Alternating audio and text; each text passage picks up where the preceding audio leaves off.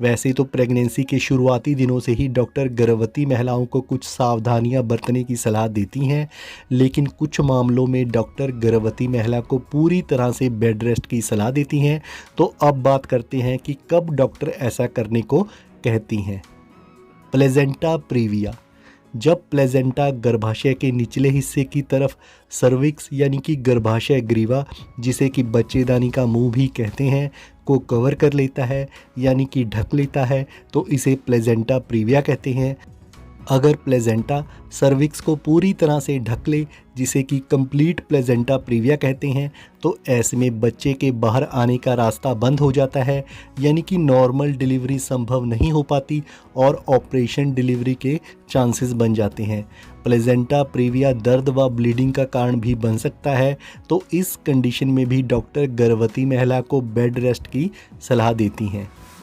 Cervical insufficiency. Pregnancy के दौरान cervical insufficiency में डिलीवरी की ड्यू डेट से काफ़ी समय पहले सर्विक्स, जिसे कि बच्चेदानी का मुंह भी कहते हैं, बहुत जल्दी अपने आप खुलने लगता है, जिसके कारण मिसकैरेज भी हो सकता है और ऐसा प्रेगनेंसी के 13वें से 24वें हफ्ते के बीच हो सकता है। ऐसी कंडीशन में भी डॉक्टर गर्भवती महिला को कंप्लीट बेड रेस्ट की सलाह देती हैं, ताकि अतिरिक्त भार व दबाव से सर्विक्स को बचाया जा सके।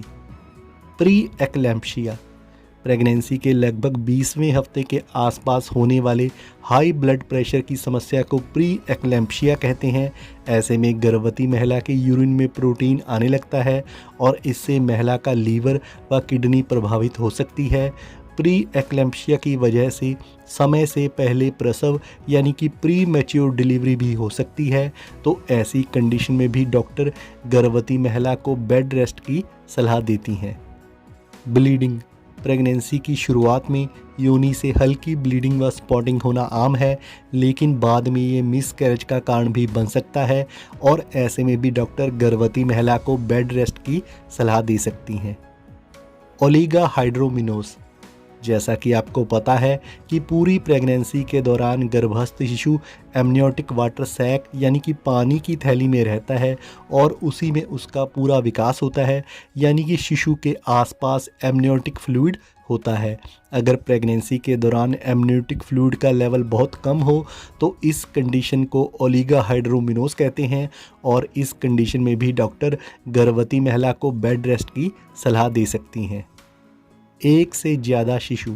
जिन महिलाओं के गर्भ में जुड़वा या उससे ज़्यादा शिशु होते हैं तो उन्हें नॉर्मल से ज़्यादा कॉम्प्लिकेशन का सामना करना पड़ सकता है और ऐसे में ज़रूरत पड़ने पर डॉक्टर उन्हें बेड रेस्ट की सलाह भी दे सकती हैं।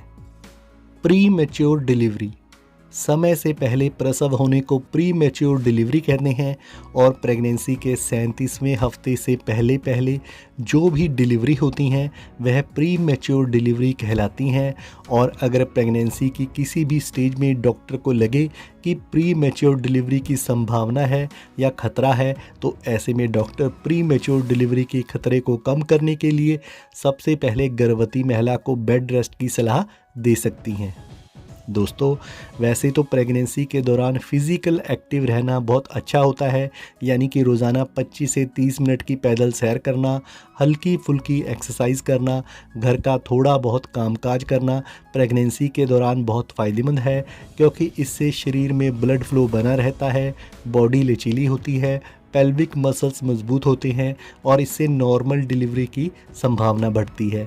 लेकिन ऐसा आपको तभी करना है अगर आपकी प्रेगनेंसी बिल्कुल नॉर्मल चल रही हो। अगर प्रेगनेंसी में कोई भी कॉम्प्लिकेशन है तो ऐसे में आपको कुछ भी करने से पहले अपनी डॉक्टर की सलाह ज़रूर लेनी है और अगर डॉक्टर ने आपको बेड रेस्ट के लिए कहा है तो आपको अपनी डॉक्टर की सलाह के अनुसार ही चलना है। तो अभी के लिए इतना ही। वीडियो पसंद आया हो तो चैनल को ज़रूर सब्सक्राइब करें।